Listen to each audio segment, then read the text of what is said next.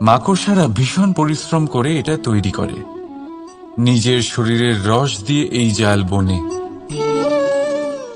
আপনি কি এটার উদ্দেশ্য জানেন? আসলে মাকড়সা এই জালে ছোট কীটপতঙ্গ ধরে তাদেরকে খাদ্যরূপে গ্রহণ করে। কিন্তু আপনি কি এই কথা জানেন যে একদিন মাকড়সা নিজেই নিজের জালে জড়িয়ে মৃত্যুবরণ করে থাকে? বলুন, কি করেন আপনি এই জাল দেখতে পেলে? দেখতে পেলেই মুছে ফেলেন এর অস্তিত্ব, তাই না? তেমনি অন্যদিকে পাখির বাসা, পাখিরাও ভীষণ পরিশ্রম করে এটা তৈরি করে। কিন্তু যদি পাখি একদিন এটা ছেড়ে চলে যায়, তাহলেও লোকে এটা নষ্ট করে দেয় না। কারণটা কি? এর কারণ হলো এর নির্মাণ জীবন সঞ্চারের জন্য করা হয়েছিল, নষ্ট করার জন্য নয়। তাই মনে রাখবেন, জীবনে আপনার পরিশ্রম যতই বেশি হোক না কেন, যদি আপনার লক্ষ্য শুভ না হয়, তাহলে আপনারও বিনাশ নিশ্চিত। তাই সৃজন করতেই থাকুন, আর মুগ্ধ হয়ে বলুন, রাধা রাধা।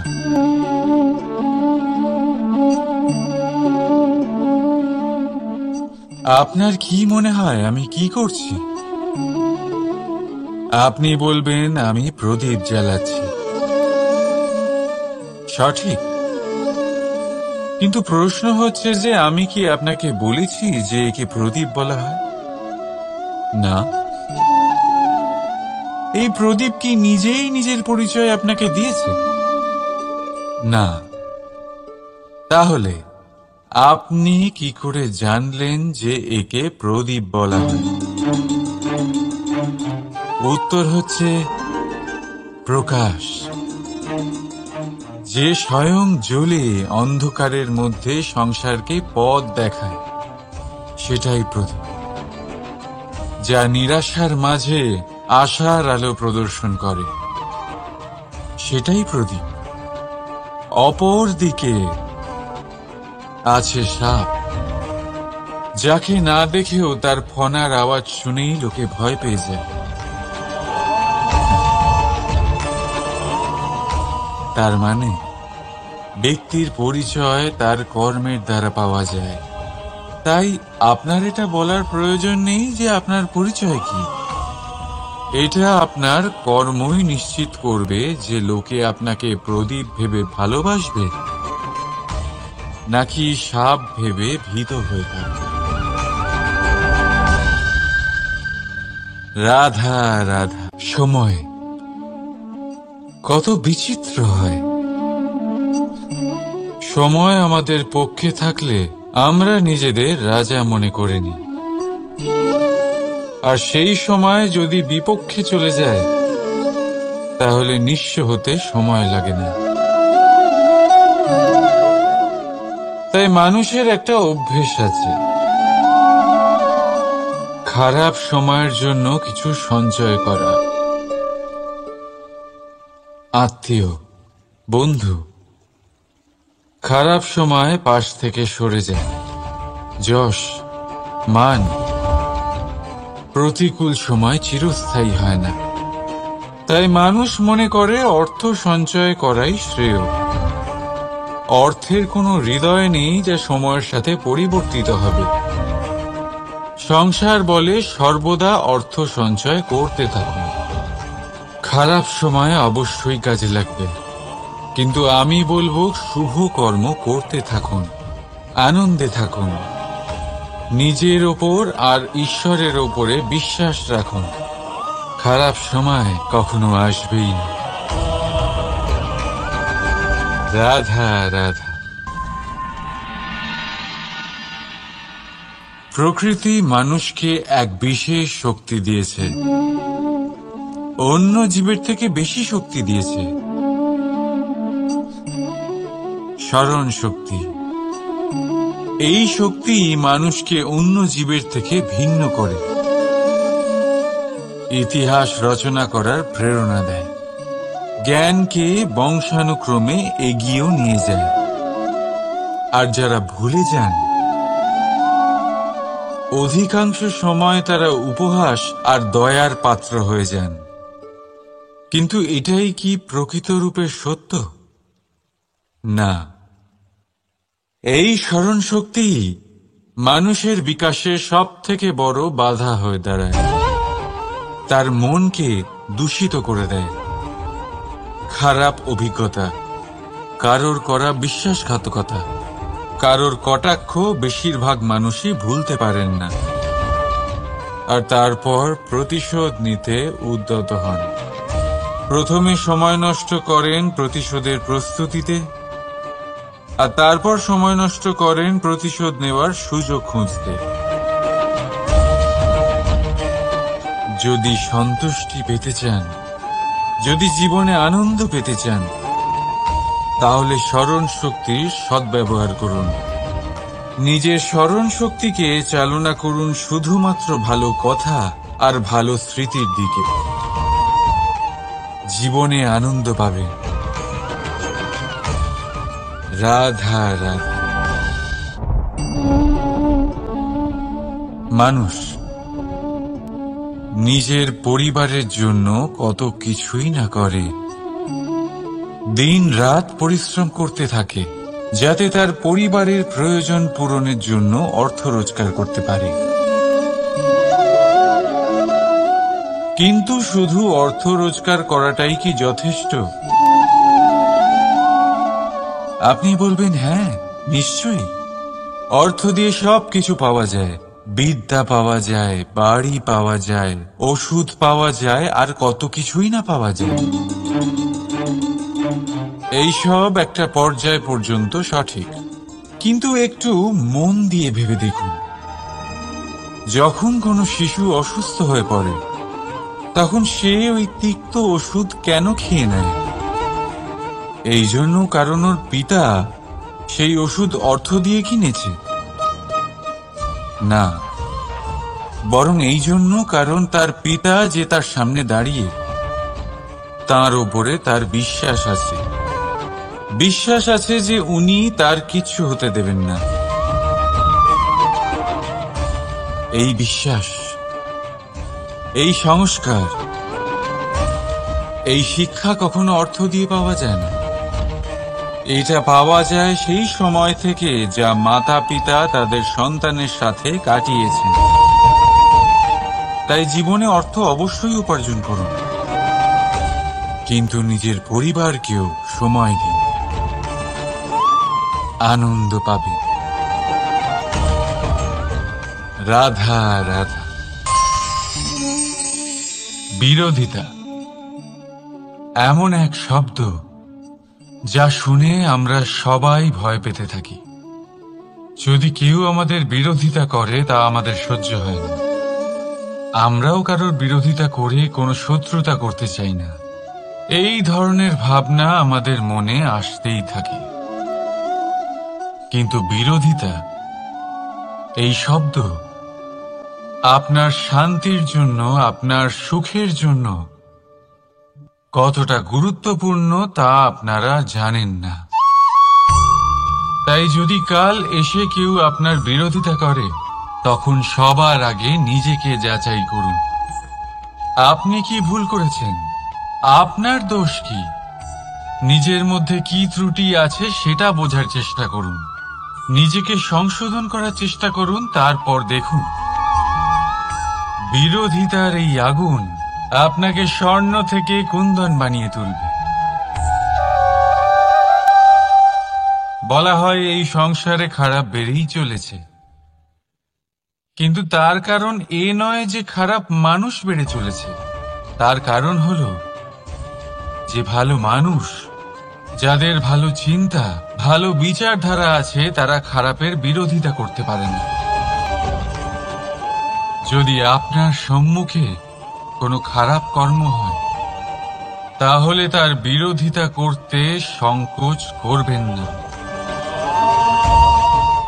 কারণ বিরোধিতার এই আগুন মন্দকে পিছুপা হতে অবশ্যই বাধ্য করে।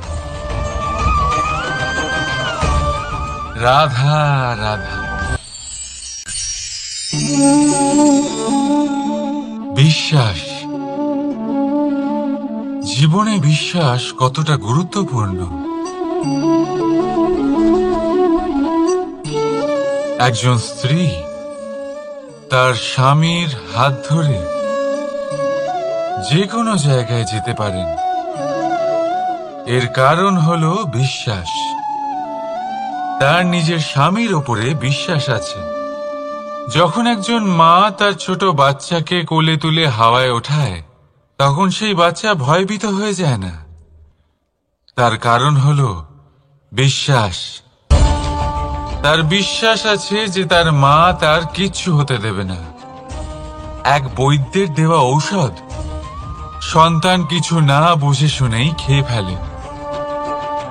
সেই বৈদ্যের জ্ঞানের বিষয়ে তার কোনো ধারণাই থাকে না, শুধু নিজের পিতার উপরে বিশ্বাস আছে যে তার পিতা তাকে খারাপ কিছুই দেবে না।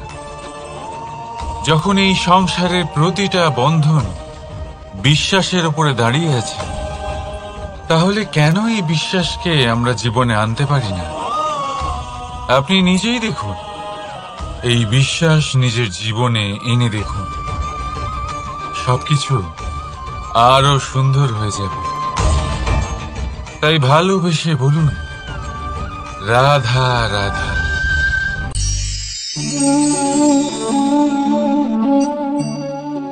অহংকার, এই শব্দটা সবাই শুনেছেন। বহু মানুষকে আপনি এটা বলতে শুনেছেন যে ওই ব্যক্তির অহংকার আছে, ওই মানুষটির ক্ষমতার অহংকার আছে, ওই ব্যক্তির নিজের রূপ নিয়ে অহংকার আছে, ওই ব্যক্তির নিজের অর্থের অহংকার আছে, ইত্যাদি ইত্যাদি। কিন্তু এই অহংকার, এর অস্তিত্ব হয় কি করে? এবারে একবার এই হাতটা দেখুন। যদি এই হাতের 5 আঙ্গুল উঠে দাঁড়ায়, আশীর্বাদ। আর যদি এই হাতের 5টা আঙ্গুল একসাথে মুঠো হয়ে যায়, শক্তি। সংকটের বিরুদ্ধে ঢাল। কিন্তু এই একটা আঙুল সংকটের কারণ হয়ে দাঁড়াতে পারে। এই একটা আঙুল শত্রুকে আহ্বান জানায়। এবার অহংকার বলে এই শব্দটাই দেখে নিন। আমাদের থেকে আলাদা হয়ে গেলে হয় অহং। অহং অর্থাৎ ব্যক্তির মনে হয় যে সে আপনদের থেকে, নিজের বন্ধুদের এবং সঙ্গীদের থেকে, নিজের পরিবারের থেকে অনেক উপরে, অনেক শ্রেষ্ঠতর সে। কিন্তু মনে রাখবেন, এই অহংকার কোনো ব্যক্তির অস্তিত্বের বিনাশের প্রথম ধাপ। তাই ঝেড়ে ফেলে দিন এই অহংকারকে, আর বিশ্বাস করুন আমাদের ওপর, কারণ তখনই আপনি শান্তি পাবেন। আর সেই শান্তির সাথে বলে উঠবেন, রাধা রাধা।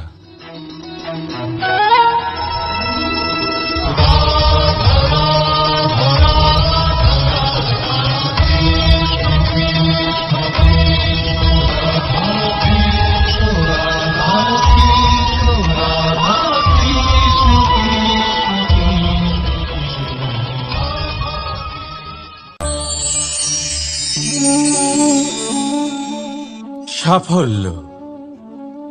যদি আপনাকে জীবনে সাফল্য পেতে হয়, তাহলে আপনি একাধিক মানুষ পাবেন যারা একাধিক উপায় বলবে আপনাকে সাফল্য পাওয়ার। দীর্ঘ সময় ধরে পরিশ্রম, চেষ্টা, নির্ধারণ, নিষ্ঠা এই বিষয়ে ভাষণ দিতে থাকবেন। একাধিক রকমের উদাহরণ আপনার সামনে তুলে ধরবেন, কিন্তু আমার এটা মনে হয় আমরা কেন সেই বিষয়ে কথা বলি না যা মানুষকে অসফল করে তোলে। শুধু দুটো ব্যাপার অসফল হওয়া নিশ্চিত করে। শুধু দুই ধরনের মানুষ বেশিরভাগ অসফল হন। প্রথম তারা যারা ভাবে অনেক কিছু কিন্তু কিছুই করে না, আর দ্বিতীয় তারা যারা অনেক কিছু করতে থাকে কিন্তু ভাবনা চিন্তা না করে। ভাবনা আর কর্ম, এদের মাঝে সামঞ্জস্য রাখা খুব জরুরি। যদি এটা থাকে তাহলে জীবনে কখনো অসফল হবেন না। রাধা রাধা। আপনি অনেককে এই কথা নিশ্চয়ই বলতে শুনেছেন, এই ব্যক্তির দৃষ্টিতে দম্ভ আছে, এই ব্যক্তির চোখের ওপর অহংকারের পর্দা পড়ে আছে, ইত্যাদি ইত্যাদি। চলুন আমি আপনাকে একটা প্রশ্ন করছি, আপনি দেখেন কি দিয়ে? দৃষ্টি দিয়ে নাকি দৃষ্টিভঙ্গির সাহায্যে? ভাবুন। চিন্তায় পড়ে গেলেন নিশ্চয়ই। দৃষ্টি যে কোনো বস্তুর বা যে কোনো মানুষের শুধু বাইরের রূপটা দেখায়, যেখানে দৃষ্টিভঙ্গি আপনাকে সোজা আসল পরিচয়ের সাথে সাক্ষাৎ করায়। উদাহরণ হিসেবে চন্দ্র। চন্দ্র আমরা সবাই দেখেছি। বহু মানুষ আছেন যাদের চন্দ্র অত্যন্ত সুন্দর লাগে, আবার কিছু মানুষ এমনও আছেন যারা এই চন্দ্রের মধ্যেই দাগ খুঁজে বার করেন। এই হলো দৃষ্টিভঙ্গি। যদি নিজের দৃষ্টিভঙ্গিতে প্রেম রাখেন, ভালোবাসা রাখেন, সম্ভ্রম রাখেন, তাহলে তার বদলে আপনিও প্রেম আর সম্মান অবশ্যই পাবেন। এবারে দেখুন, যে জল দিয়ে ঈশ্বরের মূর্তি ধোয়া হয় তাকে চরণামৃত বলা হয়। এটার কারণ দৃষ্টিভঙ্গি। এখন আপনি পাথরকে ভগবান ভেবে পুজো করবেন নাকি ভগবানকে পাথর ভেবে পরিত্যাগ করবেন? সিদ্ধান্ত আপনার, কিন্তু এই সিদ্ধান্ত নির্ভর করে আপনার দৃষ্টিভঙ্গির ওপর। তাই নিজের দৃষ্টিভঙ্গি শুভ রাখুন, নিজের দৃষ্টিভঙ্গিতে ভালোবাসা রাখুন, আর আনন্দে বলুন রাধা রাধা। বড় বড় রাজমহলের বড় বড় ইমারতের চূড়া কত সুন্দর হয়, কিন্তু আপনি কি কখনো এই বিষয়ে ভেবেছেন যে এই সুন্দর চূড়ায় পৌঁছতে গেলে আপনাকে পৃথিবীতে পা ফেলতেই হবে? সেই সুন্দর চূড়ায় পৌঁছে দীপ্তি পাওয়ার জন্য আপনাকে একটা কঠিন পথ অবলম্বন করতেই হবে। যদি আপনি কোনো কঠিন পথে না গিয়ে এই পৃথিবীর সাহায্য ছাড়াই শুধু উচ্চতার দিকে অগ্রসর হতে থাকেন, তাহলে সর্বদা অসফল হবেন। সেই জন্য নিজের স্বপ্ন পূরণের এই যাত্রাতে নিজের পথ কখনোই হারাবেন না, নিজের পথ থেকে সরবেন না। যদি এমন করেন তাহলে তো আপনার স্বপ্ন পূরণ হবেই না, তার সাথে আপনি নিজের পথও হারাবেন। রাধা রাধা। কৌতুক অর্থাৎ হাসি, এটা জীবনে কতটা গুরুত্বপূর্ণ। আমরা সর্বদাই হাসতে চাই, আমরা সর্বদা অন্যের মুখে এই হাসি দেখতে চাই, কিন্তু এই কৌতুক অনেক প্রকারের হয়। আর এই কৌতুকের ভিত্তি কি, সেটাও খুব গুরুত্বপূর্ণ। কৌতুক কেবল তখনই পাবেন যখন তা শুদ্ধ মন থেকে আসবে। কৌতুক তখনই পাবেন যখন তার সামনের জনকেও হাসিয়ে তার কষ্ট হরণ করবে। এবারে যদি কৌতুক হিংসার থেকে বেরোয়, তখন তা কটাক্ষ হয়ে যায়, সামনের মানুষের মনে আঘাত করে। তারপরে সে তৈরি থাকে যে কখন আপনার উপরে আবার প্রহার করতে পারবে। তাই যদি হাস্য কাউকে ছোট করার জন্য হয়, তা হাস্য নয়, উপহাস হয়ে যায়। আর তা সামনের জনকে আনন্দ নয়, শুধু অপমান দেবে। আর অপমানিত ব্যক্তির মন তিক্ত হয়ে থাকে। তাই মনে রাখবেন যে এই কৌতুক যেন কৌতুকই থাকে, তা উপহাস বা কটাক্ষ না হয়ে যায়। রাধা রাধা। মানুষ এই শব্দের সূচনা হয় মন থেকে। আর সেই জন্যই হয়তো আমাদের এই মন এতটা গুরুত্বপূর্ণ। এবারে দেখুন না, আমাদের মনই সবকিছু চালনা করে।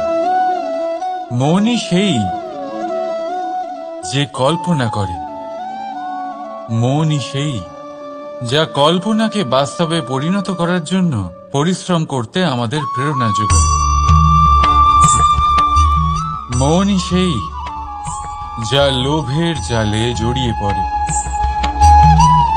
মনই সেই যা অভিমানের পর্দা দিয়ে ঢেকে যায়। আর এই মনই সেই যা আপনাকে বিনাশের দিকে টেনে নিয়ে যেতে পারে। কিন্তু যদি তা পরোপকার করার ইন্ধন পায়,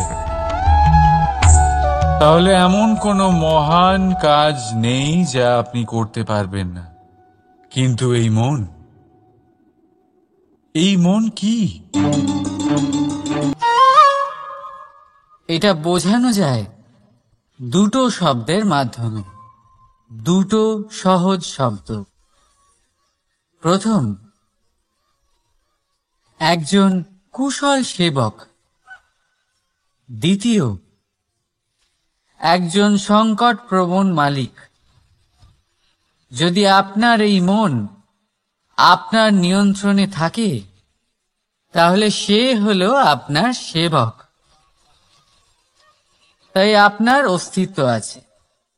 কিন্তু যদি আপনার মন আপনার কর্মের ওপরে নিয়ন্ত্রণ করে, তাহলে এই মন আপনার মালিক। আর তখন আপনার বিনাশ নিশ্চিত। তাই নিজের এই মনকে নিয়ন্ত্রণে রাখুন, কিন্তু ভালোবেসে। আসুন আমার সাথে আনন্দে বলুন, রাধা রাধা। এই সূঁচ দেখতে পাচ্ছেন আপনি? এটা শুদ্ধ লোহা দিয়ে তৈরি। বস্ত্র সেলাই করার কাজে লাগে, অস্ত্রোপচারে কাজে লাগে। কিন্তু আপনি কি কখনো ভেবে দেখেছেন এই সূঁচ কিভাবে তৈরি হয়? লোহার এক বড় অংশকে পিটিয়ে পিটিয়ে টেনে টেনে তাকে পাতলা বানানো হয়। এরপরেই আমরা পেয়ে থাকি সূচ। ভাবুন, যদি লোহার টুকরোতে অনর্গল প্রহার করার ফলে একটা লোহার টুকরো সূচে পরিণত হয়, তাহলে আমাদের জীবনে অনর্গল চেষ্টা করার ফলে জীবনের সমস্ত অংশকে আমরা কত প্রভাবশালী কাজে পরিণত করতে পারি। শুধু প্রয়োজন দৃঢ় নিশ্চয়তা। তাহলে আসুন আমার সাথে ভালোবেসে বলুন, রাধা রাধা। জীবনে আপনি এরকম মানুষও দেখবেন যারা এটা বলে, ভাবে, নিজেকেও বলে যে উনি সেই এমন ব্যক্তি যার মতো আমি হতে চাই। ঠিক আছে, কারোর থেকে প্রেরণা নেওয়াটা কোনো ভুল নয়, কিন্তু কখনো কখনো এই প্রেরণা গুরুত্বহীন হয়ে যায় আর আমরা শুরু করে দিই সেই ব্যক্তিকে নকল করতে। এখানেই থেমে যায় আমাদের উন্নতি। এবারে দেখুন, সংসারে শত কোটি রঙের ফুল আছে, কিন্তু তারা কখনো একে অপরকে নকল করে না।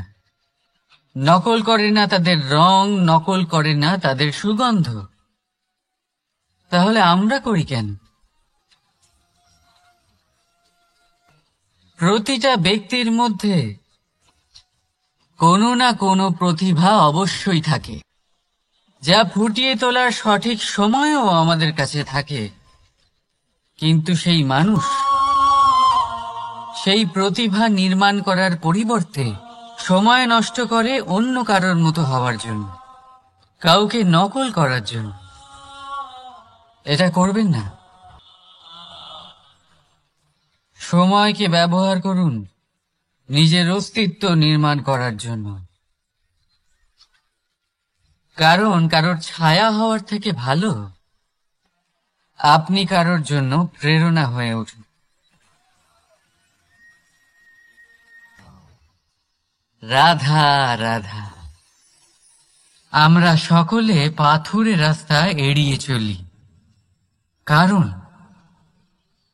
এই পথের পাথর আমাদের যাত্রা আরো কঠিন করে তোলে, আমাদের পা আহত করে দেয়।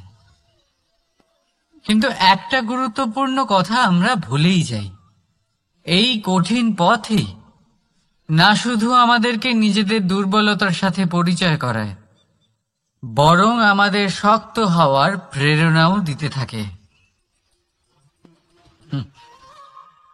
সময়ের সাথে ঠিক এমনটাই হতে থাকে। সবাই ভালো সময়ের অপেক্ষা করতে থাকেন, ভালো সময়ের জন্য পরিশ্রম করেন, তার জন্যই চিন্তা করেন, কিন্তু ভুলে যান যে ভালো সময় বহুবার আমাদের বিবেক নষ্ট করে দেয়। সেখানেই খারাপ সময় আমাদের বুদ্ধিকে সঠিক পথে চালিত করে। রাধা রাধা। ঘোড়াকে যতই প্রশিক্ষণ প্রদান করুন, তার মুখে লাগাম তো পরাতেই হবে। একজন ভালো চালক সেই ঘোড়ার লাগাম মাঝে মাঝে টেনে ধরে, তাকে সঠিক পথে চালিত করতে, যাতে সেই ঘোড়া দিগ্ভ্রান্ত না হয়। এবার একটু ভাবুন, ঠিক এরকমই হয় আমাদের মন। যদি এটা বিবেকের লাগাম দিয়ে মাঝে মাঝে আমরা টেনে না ধরি, তাহলে আমাদের এই মন দিগ্ভ্রান্ত হতে পারে। আর যদি আপনি আপনার লক্ষ্যে পৌঁছতে চান,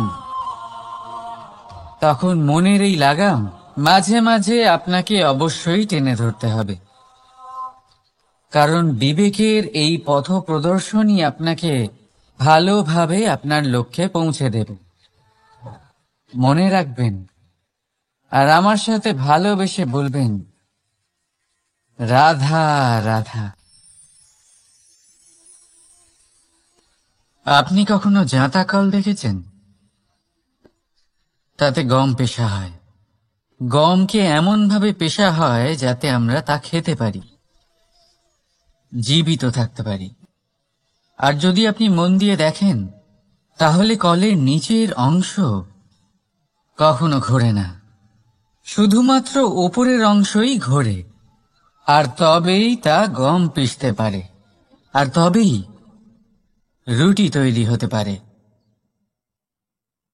কিন্তু ভেবে দেখুন, যদি কলের দুটো অংশই ঘুরতে থাকে তাহলে কি হবে? তা গম পেশার বদলে একে অপরকে পিষে নিজেদের অস্তিত্ব শেষ করে দেবে। তাই জীবনে কোনো কাজ যখন মন আর মস্তিষ্ক মিশিয়ে করা হয় তখনই তা সম্পন্ন হয়। কিন্তু যখন বিষয় হলো ভক্তির, তখন মস্তিষ্কের যুক্তির মৌন থাকা প্রয়োজন।